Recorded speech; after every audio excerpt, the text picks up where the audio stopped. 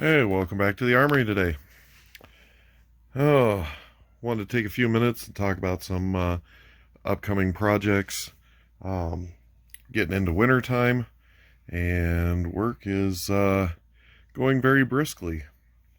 But I'd like to take a minute. First off, I'd like to thank everybody for watching and subscribing and sharing comments and uh, being involved. This has actually gone far better than I ever imagined it would. I actually started this channel just because um, I thought it would help focus some of my stuff. I have limited time off, which I guess you guys could probably tell by the sporadic videos I put out. I do work about 70 to 80 hours a week. Um, I have a family of six, and it's uh, very, very busy every day. I don't do this for a living. This is strictly my hobby, and this has actually um, really been a whole lot of fun communicating with everybody. Really, it's helped me stay focused on doing my gun thing as a hobby, staying focused on other things, and work is, boy, it's never ending. So I just wanted to say thank you all for participating, for watching, for everything, and there's going to be a whole lot more to come. I don't make it to the range nearly as much as I'd like to, but I do get to at least use my brain and try new things and try to come up with new ideas that I think would be fun and interesting for everybody. So this is a Siamese action. It is a fairly uncommon Mauser action.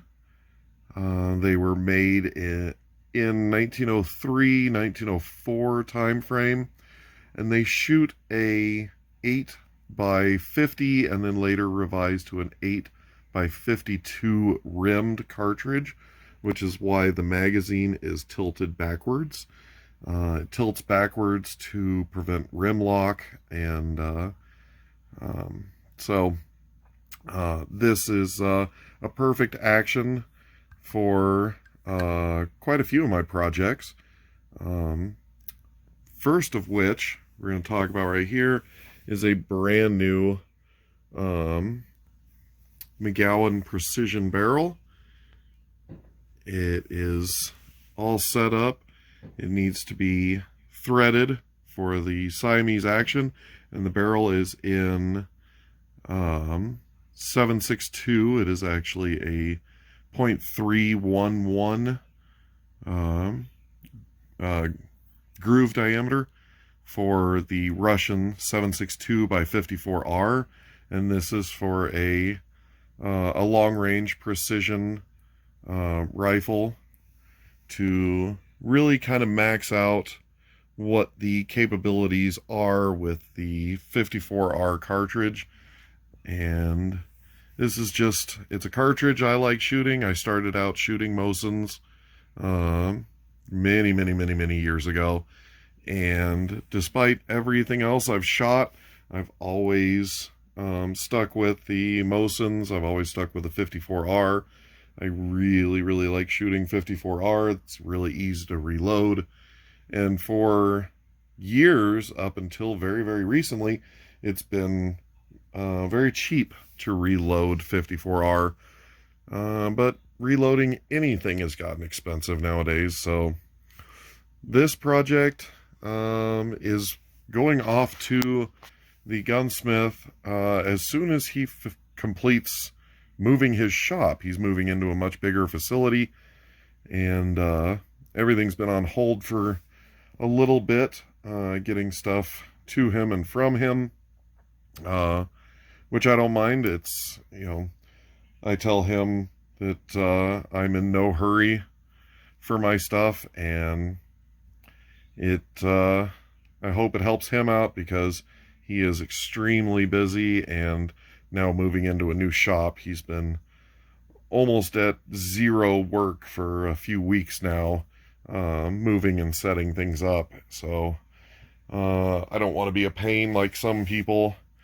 So I just tell him, my stuff is fairly low priority, and he always does a fantastic job for me. So this one, I hope, will be done. We'll just say maybe by my birthday in the springtime. So this will be interesting to go. I'm also looking at stocks for it.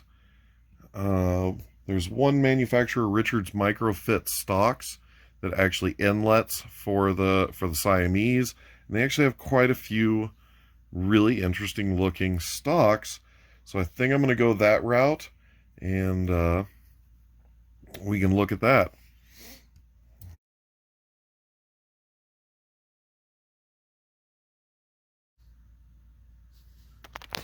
Staying on the topic of the 54R round, I actually found this barrel. This is an original Romanian PSL barrel. It was cut short to 17 inches. And this is a rifle I've wanted to build for many, many years. And PSLs and PSL parts are drying up, and the prices for PSLs are really going through the roof. But what I'm looking at is building basically a short PSL, basically AK style rifle shooting 54R. The only rifle in the world that will put a hole in you and set you on fire. It is a whole lot of fun. I had a chance to shoot a Vepr, a 16-inch barrel Vepr in 7.62 by 54R back when they were first released.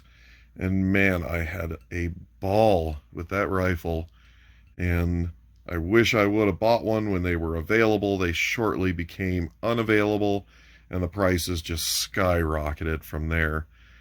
And if I had $3,000 to just dump on a rifle, I don't know if I would. It's a lot of money for a rifle, but I think I can build one pretty inexpensively. There's a lot of PSL parts out there. I don't want to use a complete parts kit because what I've been finding is there's a lot of numbers matching kits, and leave the kits aside. I think I can collect up enough parts to build a PSL based AK rifle without breaking up a numbers matching kit. So this one is also going to be coming up real soon. I think I've got probably about half the parts that I need, and we're just going to see what we can do from there. So AK-54R, that should be a whole lot of fun. Here's another project that I'm looking at and thinking about. There's a company called Phoenix Weapon Systems, and they're here in Colorado, and they came up with an AR-10 based rifle that shoots a proprietary cartridge based on the 4570, which is another cartridge that I really, really like. The old Buffalo cartridges are a whole lot of fun, but they took the 4570 and they basically took the rim off and cut the extractor groove into the cartridge and made what they call the 4570 Auto. So this is a 4570 cartridge that has a rim diameter the same as a 308. So immediately I thought, that's a really interesting idea. Can I make a mag-fed 4570 rifle? So what I'm looking at is this is a Accuracy International 308 magazine for the Pacific Tooling Gauge bottom metal for a Mauser intermediate action. So this would be like a Yugoslavian Mauser. It's just a little bit shorter than the standard K98 Mausers, and they're really good for building into 308 rifles because they're the perfect length for them. Now, this I think will work out just fine. The cartridge fits in the magazine, and it looks like it would actually work pretty slick. So I ordered a few cases from Phoenix, and yeah, if I can find another 4570 barrel, I think I'm going to build a mag-fed bolt-action 4570. This should be a pretty interesting little build. I'm kind of excited about this one. So there's that. But there's also, what do you do when the 4570 just isn't enough for you? Well, you step it up. This is the Winchester Centerfire 50-110. Now, this cartridge had a very short life. It's a 50 caliber cartridge designed to go over 110 grains of black powder. It is dimensionally almost identical to the 50 Alaskan. And I know a lot of people use 50 Alaskan smokeless powder loading for the 50-110 rifles. So I actually managed to find some brass, found the reloading dies, which are very, very scarce, very hard to come across, loading dies, and a whole bunch of projectiles, which helps immensely, especially in the day and age where if it's not a super common projectile size, you may not find it. But the 5110 is supposed to be a whole lot of fun to shoot. These were originally designed for lever action rifles, and I think we're going to build a bolt action rifle for Winchester 5110. That should be a whole lot of fun. Now, what we're going to base that off of is probably, again, the Siamese Mauser, because the cartridge actually fits in the magazine. Now, we may not get but maybe 3 rounds into the magazine, but the cartridge does actually fit the action of a Siamese Mauser. So I'm on the lookout for a 50 caliber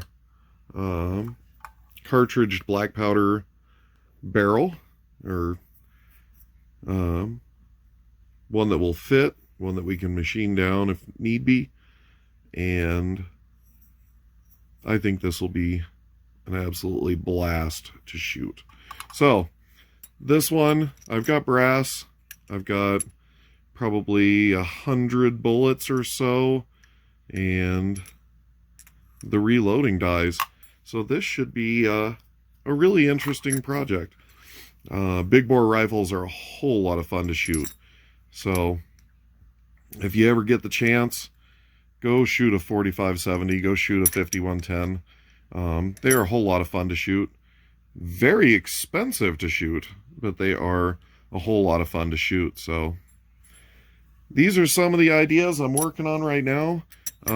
Collecting up parts, collecting up various things as I find them. I also just got a barrel in 30-06, and it looks like it's threaded for a Springfield 1903 receiver, so I might be building a 30-06 1903 Springfield. Also, I may have found another one that I really want to build is I want to build a heavy barrel target 8mm Mauser, because 8mm Mauser is another one of those historically really, really good, accurate rounds. But I don't want to start with an old military barrel, years of corrosive ammunition and years of military abuse. Not to mention they are not known for being particularly very heavy walled barrels. I don't want to start with a military barrel. I'd like something a little heavier, a little newer. So I think I may have located an 8mm Mauser heavy barrel. So thanks for watching. I'll catch y'all later. Bye.